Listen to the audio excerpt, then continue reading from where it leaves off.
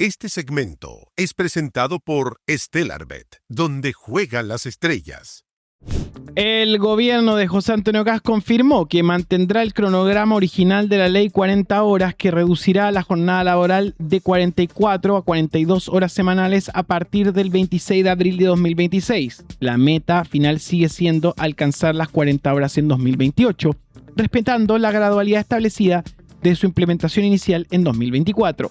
Sin embargo, el Ejecutivo anunció ajustes en la aplicación de la norma mediante dictámenes administrativos, enfocándose en otorgar mayor flexibilidad. Los cambios apuntan a la regulación de la banda horaria, la interpretación del artículo 22, inciso 2, y el tratamiento de la hora de colación, buscando equilibrar derechos laborales con lo que ellos piensan es la realidad del empleo. Está con nosotros Camilo Espinosa para entender qué es esto. ¿Qué es esto? Oye, van por las 40 horas. Ya. Eso es. Las van a tocar. Sí, van a ir, sea como sea. Y lo que dicen, al menos lo que adelanta el subsecretario, es que van a presentar a lo menos dictámenes para, dice él, para hacer explotar los elementos que presenta la ley de 40 horas en su máxima expresión. Pero hay que tener mucho ojo. ¿Por qué lo digo? Tú mencionaste, por ejemplo, el tema de la hora de colación. En Chile, la hora de colación ya es, te diría yo, lo suficientemente draconiana para que, como para implementarle aún más cambios. Hoy día, por ejemplo, la hora de colación de partida, según la ley, no es una hora, es al mínimo, o sea, un mínimo de media hora. Dependiendo de la empresa, se da 1 hora, 45 minutos, en fin. Y no se paga. En Chile la hora de colación no se paga, no forma parte de la estructura de trabajo. Lo que quieren, y esta es una propuesta de los empleadores, de hecho sacamos hace algún tiempo en Turno, una columna que denunciaba que la propuesta de los empresarios era justamente tocar la hora de colación, que es un derecho histórico de los trabajadores, algo que súper siglo XX, digamos su data, estamos hablando a principios del siglo XX, en donde se disputó la posibilidad de que exista 1 hora, una suerte de paréntesis en medio de cada jornada laboral, que no forma de la estructura de la jornada laboral. Normalmente lo que ocurre es que se pone la hora de colación y esa hora de colación después se recupera al horario de salida. Es como ocurre en general en las empresas, salvo digamos que sean empresas con distintas fórmulas de turno, part-time, Claro. Como que existen distintas realidades para aquello. Y justamente como existen distintas realidades, lo que está ocurriendo es que desde el gobierno quieren como flexibilizar. De hecho, es una palabra que en esa entrevista que dio el subsecretario en Pulso, es algo que quieren flexibilizar aún más. No dicen cómo, no dicen hacia dónde, pero hay que estar muy atento porque la propuesta de los empresarios, la que está sobre la mesa, es justamente tocar la hora de colación. También tiene una frase media extraña. Yo acá invitaría tal vez si tenemos ahí abogados escuchándonos, porque él habla de que hay una interpretación de la ley respecto a lo que hace o deja de hacer la Dirección del Trabajo, que puede ser compleja para, dice él, la implementación de la ley. Pero hay que ver qué está diciendo realmente, porque ¿qué significa? ¿Le van a quitar potestades, facultades a la Dirección del Trabajo? Recordemos que la crítica histórica que ha tenido algunos sectores de derecha, no en general, porque no es algo como que uno podría decir que es consenso, pero algunos plantean que la Dirección del Trabajo tiene una dualidad de funciones que son juez y parte del tema. O sea, al mismo tiempo en que ellos acusan o pueden realizar acusaciones o pueden recibir acusaciones de trabajadores, ellos también dictan sentencias. Claro. Pero históricamente la Dirección del Trabajo ha sido una institución que está en función de las necesidades de los trabajadores. Eso es como funciona en base a su defensa. Y eso ha sido defendido también históricamente por el mundo de los trabajadores. Así que esto tiene en alerta mucho a las centrales sindicales, sindicatos, porque se piensa y se supone que las 40 horas, que recordemos fue una ley que fue bien aprobada, yo te diría, por casi todo el espectro político, salvo los republicanos, en el periodo anterior. Entonces hay consenso en que se tiene que disminuir la hora de trabajo. El mismo subsecretario asegura que ahora en abril, porque ahí cambia el sistema, y recordemos que esto es gradual, la jornada laboral debiese bajar a las 42 horas, que es el escalafón previo a ya entrar en un régimen definitivo de las 40 horas laborales. Ahora, 40 horas equivale aquí. Siempre una buena pregunta a nivel tiempo. Tú dices diario. Sí. Son 8 por 5, 40. 8 horas. 8 horas. Claro, y normalmente antes se consideraban las 9 horas laborales, como diarias. Y creo que te queda una colita, ¿no? A ver, 8 por 5. No, 8 por 5 son 40. Claro. Entonces, la idea es que sean 8 horas. Normalmente lo que ocurre es que son 4 horas de corrido, hora de colación y 4 horas posteriores. Acá dice el ministro del Trabajo, Tomás Rau, señaló que utilizarán todas las facultades normativas disponibles para mejorar su aplicación. Hay una serie de cambios. Actualmente, el primero es el banda horaria, que permite actualmente a padre o cuidador de 12 años ajustar su horario de ingreso hasta 1 hora. El gobierno considera que la interpretación de la Dirección del Trabajo limita acuerdos sobre empleadores y trabajadores. Se busca facilitar pactos internos sin restricciones excesivas y Rosende criticó que la Dirección del Trabajo sea la piedra de tope en estos acuerdos. La Dirección del Trabajo se transforma en un protagonista de este debate. Sí, y es curioso porque ellos nombraron también el presidente Kast gastó una de sus balas de plata. Recordemos que las balas de plata son facultades que tiene el presidente de la República para nombrar autoridades en determinados servicios, saltándose este sistema de alta dirección pública, la famosa ADP. Y el presidente gastó una de las balas de plata justamente para nombrar al nuevo director del trabajo, que ayer estuvimos echándole un ojo a su biografía. Es una persona que desde los gobiernos de Piñera viene trabajando en el mundo del trabajo. Se entiende y se subentiende que es un especialista en la materia.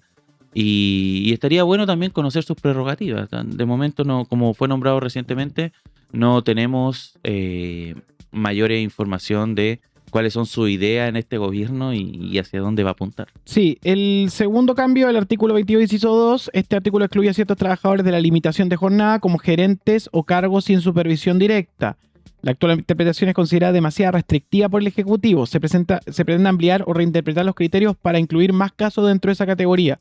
El objetivo es ajustarse mejor al espíritu de la ley según la autoridad. El artículo 22 cubre muchas veces a los periodistas, ¿no? Sí, y eso siempre ha sido un debate porque se entiende que el artículo 22 es para organismos que uno podría decir de emergencia o que en general no tienen horario. Pienso yo, por ejemplo, gente que trabaja en el mundo de lo que son la infraestructura crítica, la luz, Claro. el agua.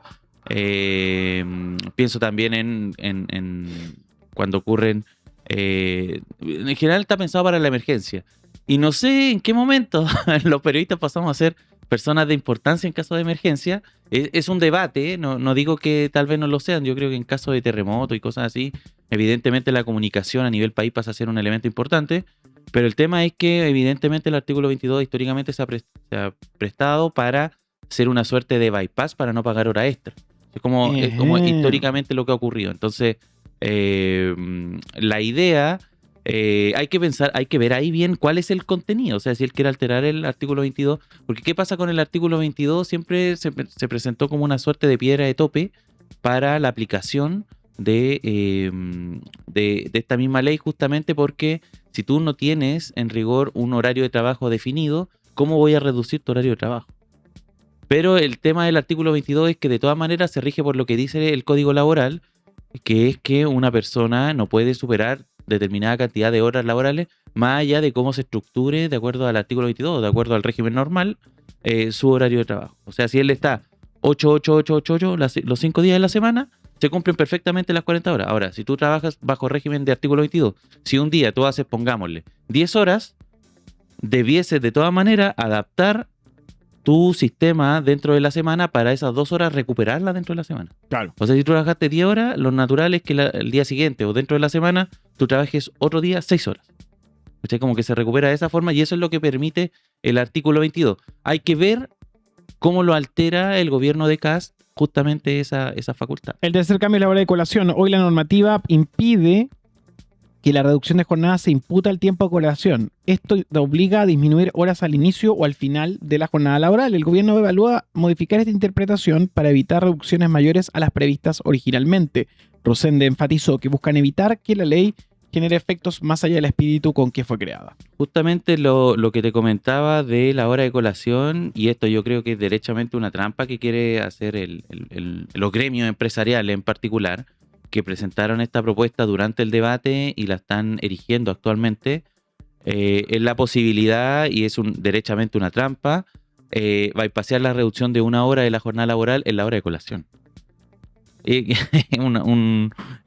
Así funciona, digamos, el cambalache que pretenden, y no, eso es derechamente una trampa, no debiese pasar al menos el filtro de ninguna discusión seria. Ahora, lo problemático, y que también lo dice el subsecretario, es que ellos quieren implementar estos cambios saltándose las posibilidades del Congreso. O sea, no quieren llevar esto a una discusión política, sino que lo quieren llevar más bien a una discusión en el mundo de los dictámenes y cómo reacciona la opinión pública.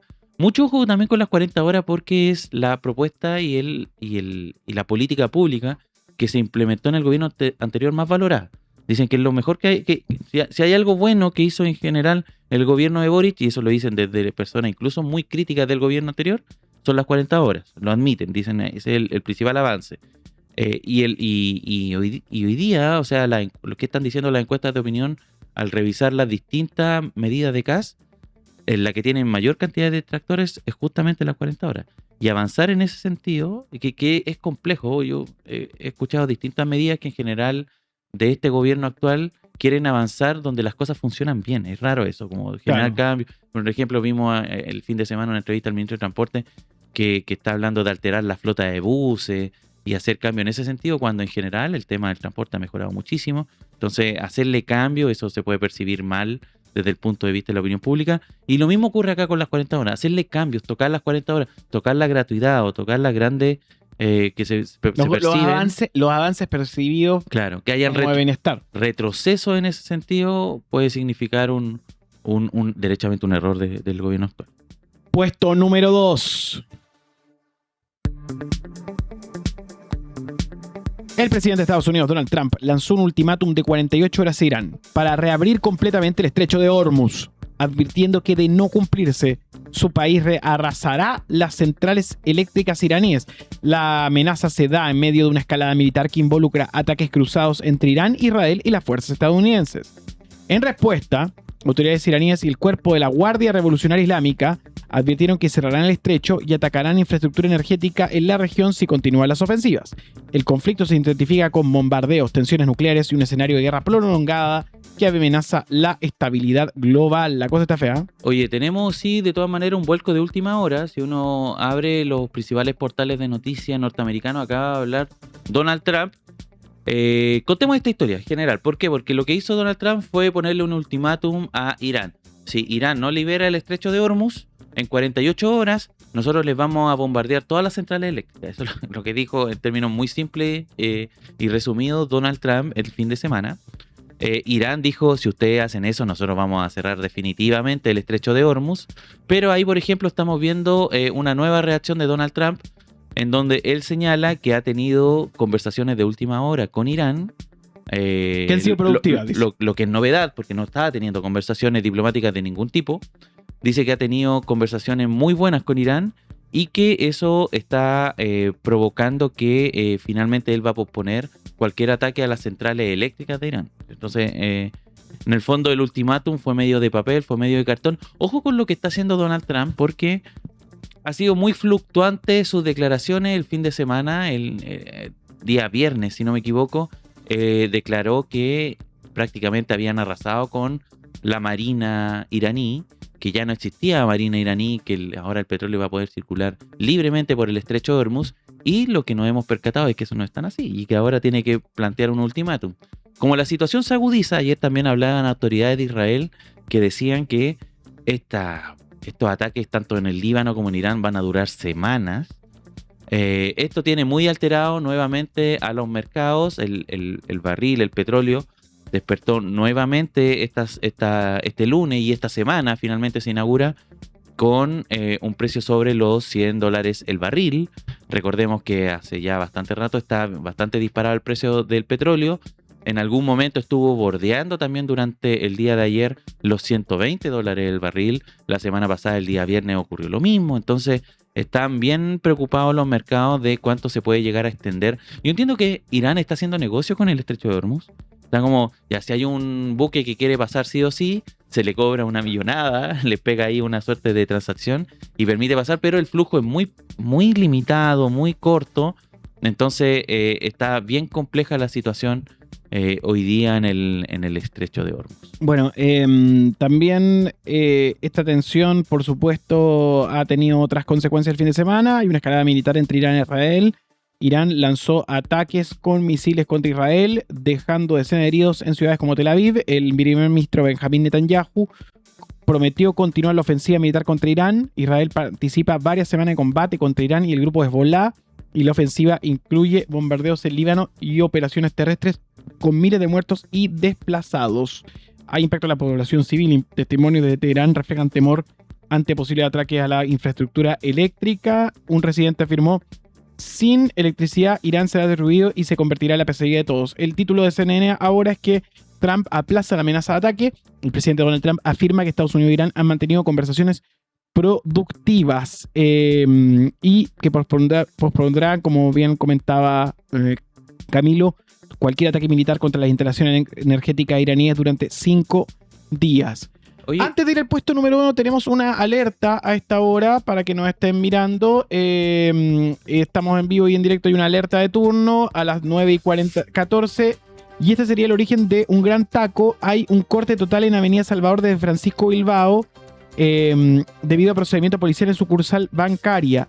Esto es un apunte que hace Marcelino Martínez, que es editor del sistema de Transporte Informa. Dice: una persona habría sido tomada rehén. En desarrollo, reiteramos, corte total de flujo vehicular en Avenida Salvador al Norte, todas con reversibilidad vigente, desde Rancagua y Francisco Bilbao, debido a procedimiento policial en sucursal bancaria, altura Quebec.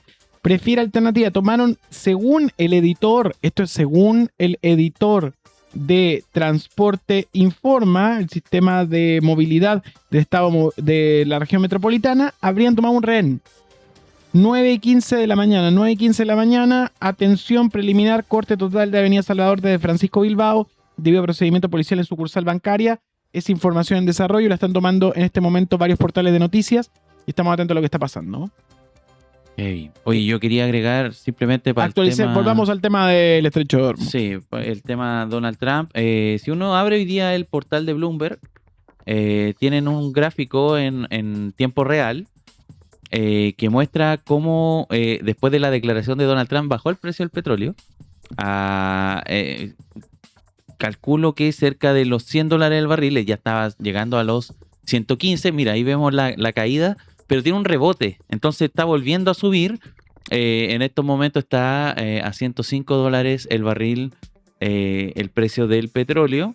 Y al mismo tiempo, si uno revisa, fíjate en esos cuadritos que se muestran arriba, que es un fenómeno que está ocurriendo de manera paralela, las acciones en general de Wall Street están cayendo.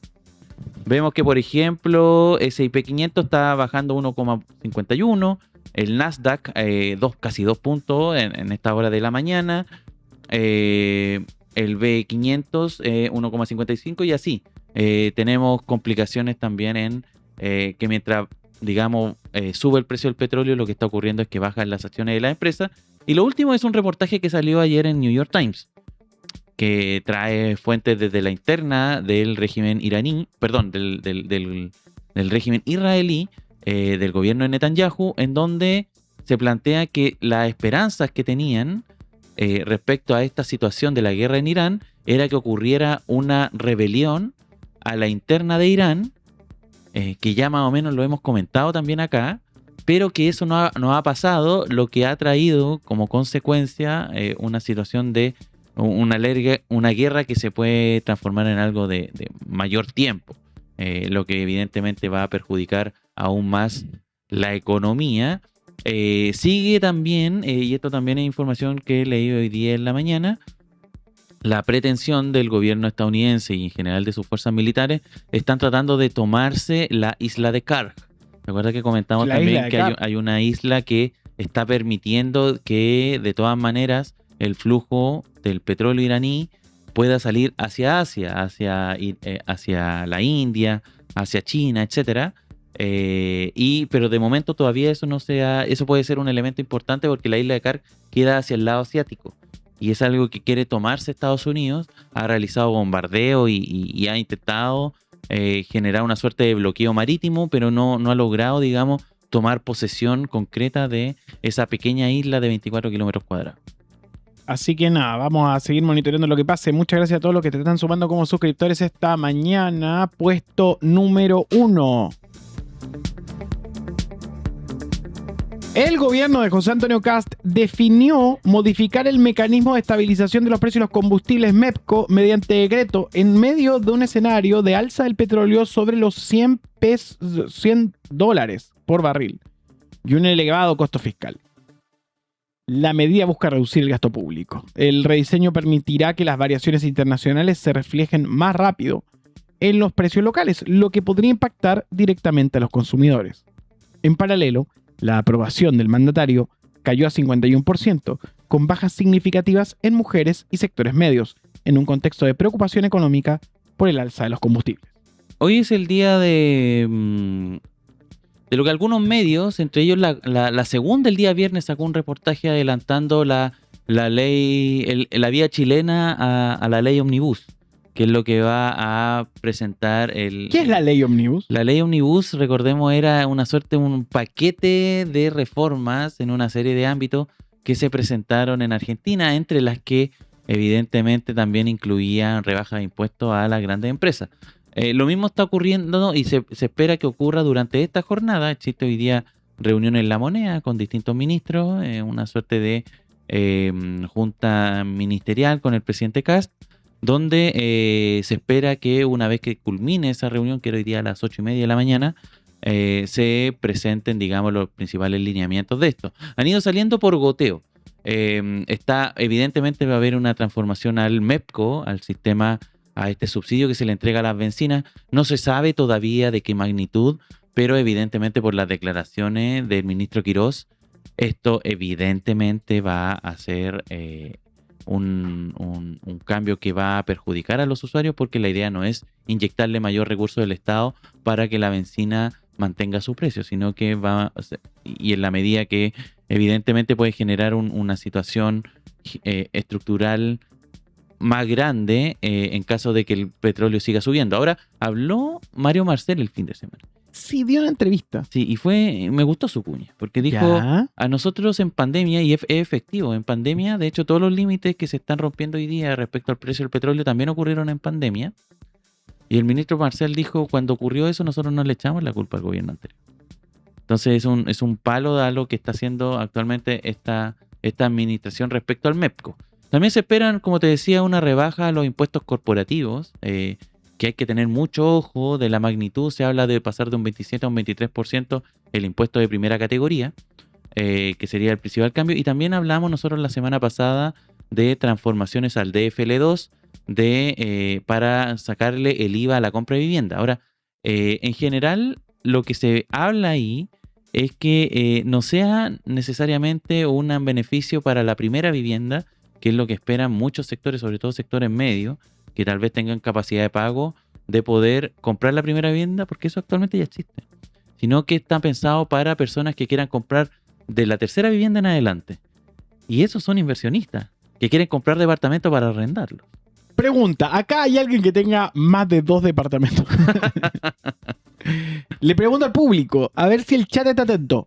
¿Alguien de ustedes tiene más de un departamento o una casa? Desde ahora ya, a ver qué dice el público que está en este momento presente para poder entender y poder procesar en qué categoría cabe la gente. La gente dice grande Wanderers. Están en esa. Están en esa. Está Wanderers campeón. Lo más grande. Pero... Saludo a mi viejo que es fan wanderino histórico. Y a mi hermano también. Mi hermano chico también es fan de Wander. Así le mando. Mira, ahí está el chat se me mandó. Hay alguien que tiene uno. Yo tengo 2, hay otra que tiene 2, yo no tengo ninguno. Yo en los Sims. Escribió alguien que es sin casa. Dice, no, sí, yo no tengo ni uno, yo tengo 4. Entonces, claro, es para inversionistas la ventaja. Y ojo que es un negocio medio, no voy a decir emergente, porque ya lleva... Chat. Mira, la gente quiere hablar sobre sus propiedades individuales. Ya hay mucha gente que está con esto de comprar departamentos y arrendarlo, porque le genera una renta que no requiere mucho esfuerzo. Pero hay una situación que se está generando a nivel global, una suerte, podríamos decir una mini aguja inmobiliaria, perdón, una burbuja inmobiliaria, porque hoy día hay un déficit de compra de vivienda en torno a las 100.000 viviendas a nivel país. Es decir, que hay viviendas que no están siendo ocupadas. Y eso las compran para arrendarlas los inversionistas. El tema es que hay un freno a la inversión, entonces quieren como vender lo más rápido posible esta suerte de departamentos que no se están hoy día arrendando, y hay una discusión, yo creo que podríamos traer en esta semana, dependiendo de lo que anuncie el ministro Quirós hoy día, tal vez algún especialista en ese sentido. Pero lo que te quería comentar, y estaría bueno que revisáramos la CADEM, porque Ya, la CADEM la CADEM. trajo novedades importantes y en general bajó bastante, a contrapelo de lo que dicen algunas otras encuestas, bajó bastante la aprobación al presidente Kast. Bajó 7 puntos. Es decir, pasó de un 58 a un 51. Es una caída bien, bien pronunciada. No la veíamos. De hecho, en la administración Boric lo que veíamos más bien eran caídas de 2, 3, hasta 4 puntos. Pero algo de 7 puntos no lo habíamos visto. Se mantiene, digamos, en una suerte de mayoría. Tira una cifra similar hoy día la encuesta Criteria, en torno al 50%. Y una aprobación que ya alcanza el 42%. O sea, esto ya casi, ¿apoyas acaso o no lo apoyas? Porque en general las personas que no responden se ubican en un muy pequeño 7%. O sea, hay muy poco indeciso en lo que está ocurriendo con el presidente Kast. Pero me gustaría que revisáramos el desglose de esto. Porque lo que hace y que nos permite saber dónde está perdiendo fuerza el gobierno de Kast. Y por ejemplo, si nosotros revisamos en términos de sectores socioeconómicos, lo que vemos es que cae con fuerza en mujeres, en torno al 13%, cae con fuerza en el segmento etario que va entre los 35 y los 54 años, que es muy parecido a lo que podríamos decir por ejemplo, nosotros acá en Turno tenemos una audiencia muy en ese sector. Claro. Los auditores de Turno son críticos, digamos, con digamos, La administración. la administración de acá, lo que está ocurriendo en estos primeros 10 días. Pero si, por ejemplo, uno lo empieza a revisar en torno a dónde está su apoyo, está en Twitter igual, está el gráfico por si quieren buscarlo. Lo pueden buscar también por a quién apoyó en la primera vuelta presidencial. Y hacen así como, por ejemplo, los votantes de Parisi, ¿cuánto apoyan a Kast y cuánto han ido perdiendo? Y él pierde mucho en el votante Parisi. El gobierno de Kast está perdiendo mucho respaldo en el votante Parisi, ahí lo estamos viendo. Por ejemplo, quienes votaron Kast están más o menos igual. No alcanzo a ver el número, pero se mantiene en torno al 90%. Claro, no cae mucho. De hecho, sube, ¿no? Del 93 al 96%. Hay un 3% que apoyó a Jara, que te mantiene sólido apoyando a Kast. Lo podemos ver ahí en la segunda gráfica. Tenemos, bueno, lo de Franco Parisi es pronunciado. O sea, prácticamente la mitad de los adherentes de Parisi rechazan en un periodo de una semana, 7 días, las medidas que está tomando el presidente Kast, y mucho ojo con la adhesión a Evelyn Matei, que pierde un 20%. También la que más. O sea, había un 70% que apoyaba a Kast al inicio del gobierno y hoy día ya está acercándose a la mitad. Entonces, quienes sí se ven felices, y yo creo que hay que tener mucho ojo con eso, porque se ha hablado mucho de que el gobierno de Kast en sus primeras semanas ha sido muy de darle crédito a su casa, digamos, a su sector. He escuchado varios análisis que van en ese sentido. Que en el fondo le está dando y le está haciendo cariño a su base social, que son en general sectores de extrema derecha y que probablemente están ubicándose en el mundo hoy día de Kaiser.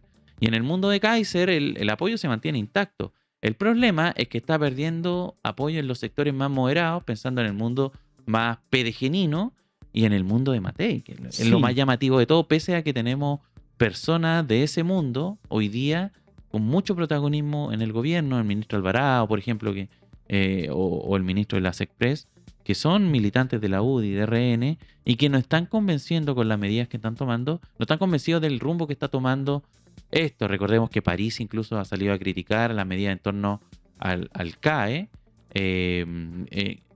Han habido ahí, digamos, discusión que hay que ver cómo cuajan en el Parlamento. Y yo creo que también ellos son muy de levantar bandera de no tocar el MEPCO. Porque el alza de la benzina perjudica a sectores medios, perjudica a personas que hoy día trabajan con sus vehículos. Entonces hay una discusión importante que tener. No, ahí está, parece el core de lo que está en este momento diciendo, ojo con lo que voté. Y creo que es relevante a la hora de poder entender el fenómeno. ¿Tú qué pensáis de eso, del llamado que dicen algunos? Y esto se ve más en redes sociales, no lo he visto, digamos, en el mundo público, en alguna columna como defendiendo o algo similar. Pero en esta crítica que se hace de disfruten lo votado.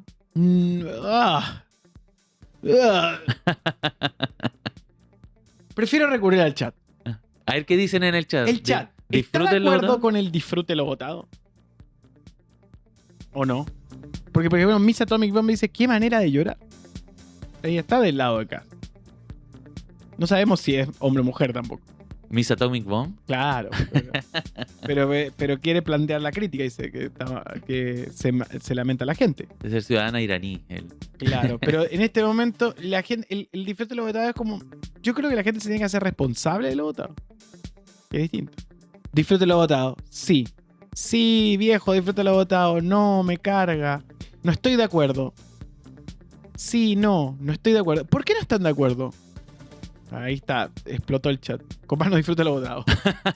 Hay alguien que decía, tengo la conciencia muy tranquila con mi voto. Claro. No, la gente está ahí full del team disfrute lo votado. Chejar Connie. Es terrible porque nos pega todo una forma de reírte. Es que hay como gente que en este momento... Pero también ahí está el viejo debate del roteo. Sí, po. Hay algo ahí de cobrar. Claro. Una suerte de venganza. Pero es complejo porque yo creo que lo que ocurre, y no hay que tener, digamos, muchos elementos sobre la mesa para darse cuenta de esto, es que lo que está ocurriendo en términos generales es que se le está quitando a los sectores que no necesariamente son los más pudientes, sino que son sectores medios, sectores, incluso yo te diría, empobrecidos, las personas que acceden a la... Hay una campaña hoy día, por ejemplo, del medio Exante en buscar el tema de la gratuidad, como personas que están falsificando los datos de la gratuidad y tienen todo, tienen como 3, 4 artículos respecto a aquello. Y es en el fondo buscar problemas en personas que no necesariamente son las más favorecidas a nivel país. Yo encuentro que evidentemente está mal una falsificación, pero falsificación de datos, pero lo están poniendo como algo muy masivo, como que existe evidencia, y no hay ninguna hoy día una institución pública investigando aquello. Entonces es raro cuando existe una búsqueda por desfavorecer a los más pobres, y ojo con las medidas de hoy día, porque si se está desfavoreciendo a los más pobres o a los sectores medios, pero se le están dando garantías y muchos beneficios a los sectores más altos. O sea, hoy día la disminución del impuesto a las empresas no es a las grandes empresas. No es un impuesto que, digamos, va a beneficiar a las pymes o incluso empresas que uno podría decir que son medianas tiradas para grandes, tampoco les va a beneficiar el impuesto. Entonces sí, es bien compleja la situación. Oye, también de hecho se le preguntó en la misma cadena, podríamos revisar esa gráfica, sobre el MEPCO. Y fíjate el nivel de rechazo que genera, porque eliminar lo que es el color celestito, eliminarlo y dejar que el precio suba en torno a 300 pesos, está en un 30%, es decir, 1 de cada 3 solamente lo apoya, pero casi la mitad está en la posibilidad de endeudarse para subsidiarlo, aunque aumente el déficit fiscal. Endeudarse, no que las personas se endeuden, ojo con eso, es que el Estado se endeude, adquiera deuda. Existe, digamos, esa posibilidad de digamos, que el Estado mantenga este beneficio a toda costa, aunque eso afecte el déficit fiscal. Fíjense ahí también el desglose. En general, el apoyo al MEPCO se ubica en los sectores más jóvenes. 56%, más de la mitad, está apoyando que el Estado, digamos, tome las riendas del asunto, y sigue siendo mayoría incluso en los mayores de 55.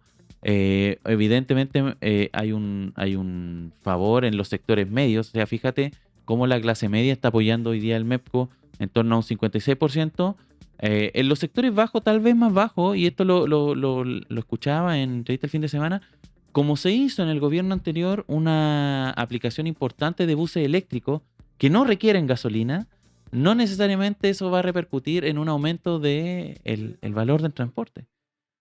Fíjate lo curioso que logra generar el tema. Y bueno, también el mundo de la izquierda es el que más apoyo está generando en torno al MEPCO, y no en la derecha, no si es la derecha en donde están más cuadrados con las medidas que puede llegar a implementar el ministro Quirós.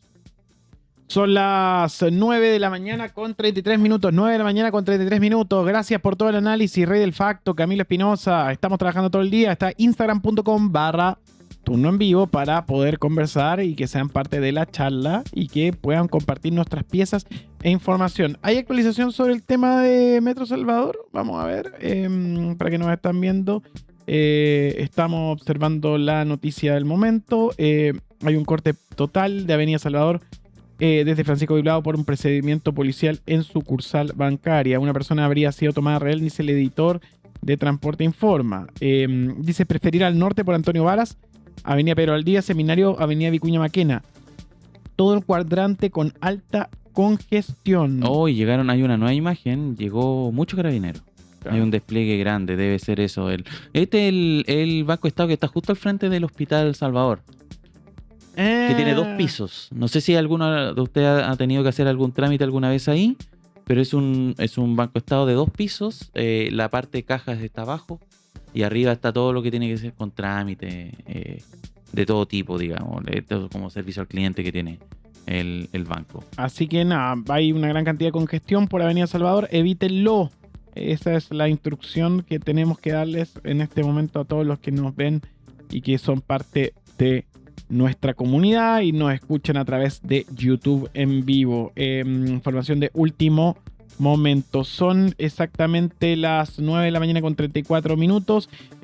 Agencia 1 postea amplio operativo de carabineros por asalto frustrado en sucursal de Banco Estado. Es asalto frustrado, frente al Hospital Salvador en Providencia. El tránsito sigue cortado y el operativo policial sigue en desarrollo. Hay imágenes de video circulando de este lugar que bien describía nuestro colega Camilo Espinosa frente al Hospital Salvador. La policía se encuentra ahí en gran cantidad apostada, así que eviten en este instante Salvador porque el taco es realmente grosero. Así. Oye, tengo otra noticia también de última hora, que estaba ocurriendo la formalización de los responsables del caso Bruma. ¿Tú recuerdas ese el caso de un barco grande, el Cobra, que habría impactado sobre una barcaza, el Bruma, y había provocado la muerte de sus tripulantes?